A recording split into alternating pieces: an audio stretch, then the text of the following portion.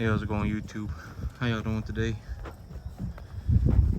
Oh man, these animals, their stool is loosening up a lot.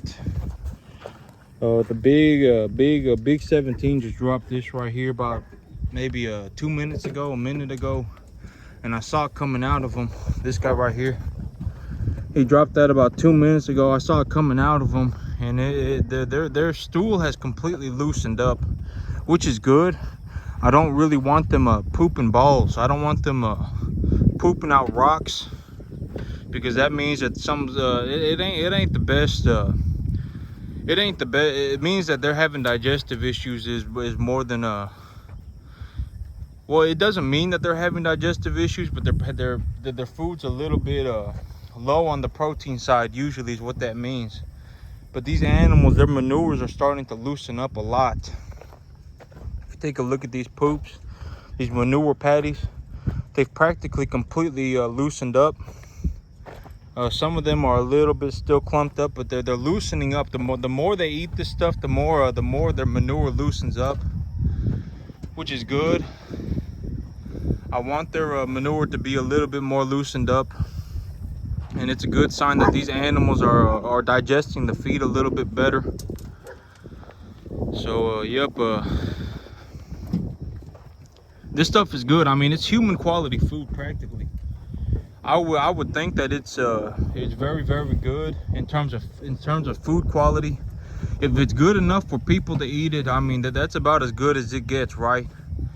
And these animals are pretty much eating the leftovers. So anything that I guess just did not get sold, they just grind it up. They cook it and they grind it up to get rid of all the bacteria and stuff, and to make it something that they can just store away, and then they feed it to cattle, and the cattle put on good weight with it, and it's real good on their digestive system. It's real easy on their digestion. It puts a lot of protein in them, etc., etc. But yesterday I was watching a cattle auction here locally that sells these commodity type cattle. The auction that I'm looking into bringing in animals from, and they have a lot of commodity type cattle. I was taking a look at their auction, and the spread between the lighter weights and the heavier weights had half shrank. They had calves at 200 at 2.5 weight, so about 250, about 2.5 weight. They had them at $3.20 a pound, just about. That's what they ended up going for. And then they had 5 weight calves, 5.5 weight calves going for about 280, 290. So the spread between these 2.5 weight and these 5.5 weight cattle is about 30-40 cents, which is good. If the 6.5, the 7, or excuse me, the 7.5, 8.5 weight cattle, I need to check up on them, but I would anticipate that they aren't going for 220 anymore. I would think that they're going for about 245. And so when it's like 315 for a small animal and 225 for a big animal, and the spread is like 90 cents, it's very difficult to make money, for me to make money personally. In terms of, if I was going to pencil out a business plan for stocker cattle, the chances of me making money when the lighter weight calves and the heavier weight calves have a spread of 90 cents, my life becomes extremely difficult in terms of making a profit. But when these spreads are like this, where it's about 10 cents per 100 weight, a 10-cent drop per 100 weight, it's a very good opportunity for me to make money. I will probably continue to make a pretty substantial amount of money running these cattle up until well, there were other things that I was this morning, because I was like, I think the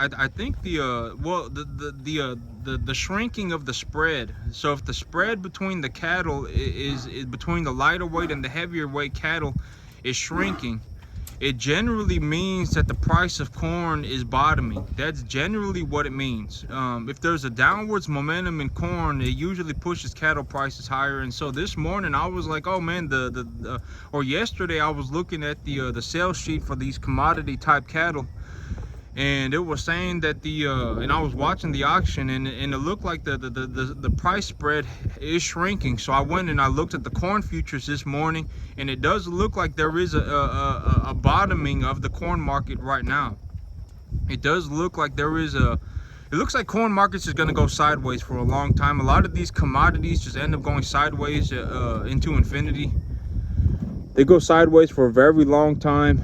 The cattle market is probably going to do the same thing. The cattle, if the price of corn doesn't, if there's a major drought next year or something like that, if there is a horrendous drought, the price of corn could move higher, and the price of cattle could move lower. If there is some severe recession and the value of the dollar climbs exponentially, very rapidly, commodities in total could drop in unison.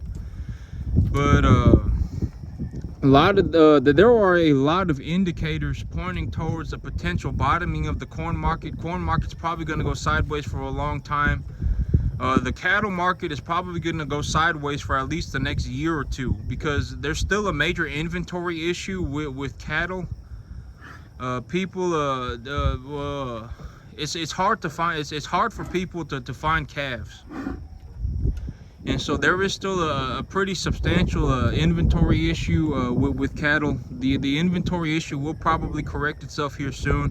When the spreads are stable like this, and the corn price is stable, and I'm not the only one who sees opportunity, right? There are a lot of people like me out there who go, dang, I can make some serious money this year running cattle, and they're gonna take the chance too. They're gonna go for it too. They're gonna be just like me. They're gonna go for that opportunity when they see it. And so there is a good opportunity to make a lot of money in cattle for about the next year. But after that, I would think the price of cattle is gonna fall. You know, granted that there isn't something that happens like a severe recession, or something that causes the U.S. dollar to climb extremely fast, or there's not like a major drought or anything. Good chances are cattle prices are going to stay stable. Corn prices are probably going to stay stable too. So we're probably at about the topping and the bottoming of the market, the topping of the cattle market and about the bottoming of the corn market. And it's probably just going to go sideways for I would think at least another year, maybe even a year and a half. The market's probably just going to go sideways. I was taking a look at the futures markets, and that is what it's looking like. I took a look at the futures markets this morning. I should probably do that more often, but I don't really care. Well, I mean, I should probably do that more often. I should probably take a look. I look at the futures market probably like 5 times a year.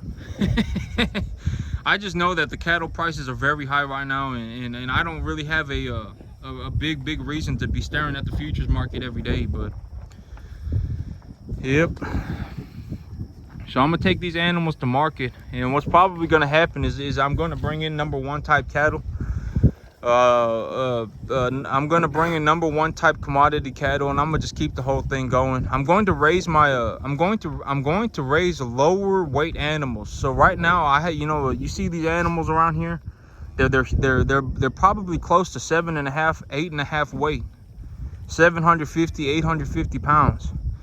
And so in the future, I'm not going to raise animals like this anymore. I'm not going to raise them to this size. It takes too long, and once they get to this size, they put on weight very quickly, but they eat a lot of food.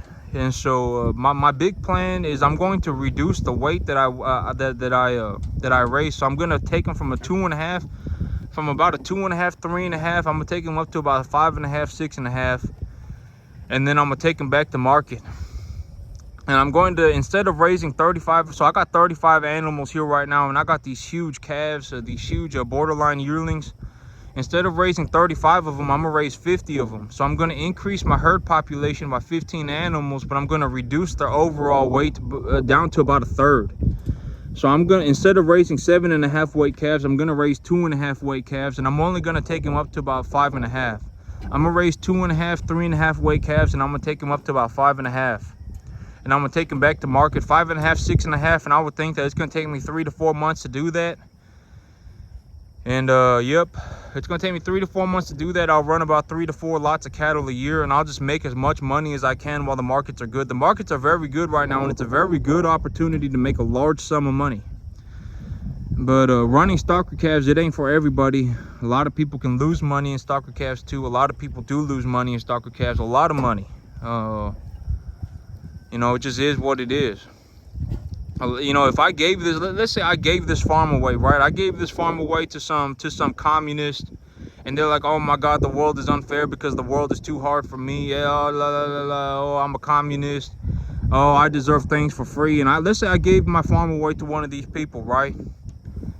Chances are they're gonna bankrupt it within, I would say within 6 months they would bankrupt this farm. They wouldn't file any of the taxes. They wouldn't get any of the government money for the taxes. They wouldn't I mean they wouldn't plant the grass properly. They wouldn't feed the cattle properly. They wouldn't have a proper antibiotics program. They wouldn't have a proper vaccines program. They just gonna sit there fiddle farting around, you know, and talk about the world is unfair and all this and that. And I mean, this farm cost me about $1,000 for me to run this farm for a year. It cost me about $1,000. And if I gave $1,000 to somebody right now and gave them 35 cattle and told them that they had to figure it out, they're just gonna have to figure it out for themselves, and they're just gonna have to do it. Most of them will bankrupt or quit.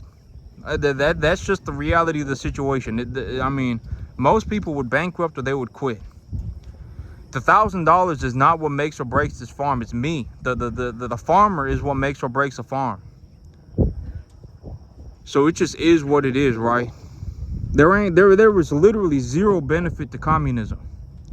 Why give stuff for free to people? It's better to live in a world where someone's got to pay. So if I, like in America, right, in a free country, if I went to the bank right now and I took a loan for 400 grand, it would cost me about $2,300 a month, and and I could put it on about a 30-year finance, and I could take a loan for about $2,300 a month. It's better to live in a world where someone has to pay $2,300 a month for a $400,000 loan than to think that everything is free and everybody can get everything for free. Because I mean, this whole communism thing is not a good idea, and a lot of people who think that communism is a good idea, I mean, there must be something wrong with you. I mean, why would you ever think communism is a good idea? Why should anyone get anything for free? You know, if it costs $2,300 a month to purchase and to run a farm, and it costs $1,000 a year to run a farm, you're just gonna have to suck it up and deal with it and go and make some money. I mean, most people, if they really put themselves to it, they could find a way to make $2,300 a month. Most people could find a way to make $1,000 a year. It just is what it is. Don't feel sorry for these people. But that's it for me today, YouTube. Y'all have a good one.